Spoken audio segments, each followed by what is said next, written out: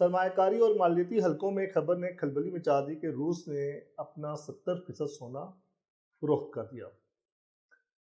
یہ سرخی کسی بھی سرمایہ کار کو خوفزدہ کرنے کے لیے کافی تھی۔ بظاہر ایسا لگتا ہے کہ روس معاشی طور پر دیوالیہ ہو چکا ہے اور اپنے آخری اثاثے بھی بیچ رہا ہے، لیکن جب ہم سنسنی خیز سے ہٹ کر حقائق کی دنیا میں جانتے ہیں تو کہانی کچھ اور ہی نکلتی ہے۔ آئیے افواہ سے حقیقت تک کے اس سفر کا جائزہ لیتے ہیں۔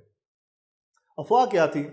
سماجی رابطوں کی ویب سائٹ اور کچھ خبر رساں اداروں نے یہ تاثر دیا کہ روس نے اپنے کل قومی ذخائر کا 70% حصہ بیچ دیا ہے۔ منڈی میں یہ خوف پھیل گیا کہ شاید یہ سونے کی قیمتوں میں بڑی گراوٹ کا اشارہ ہے یا روس مکمل طور پر کنگال ہو چکا ہے۔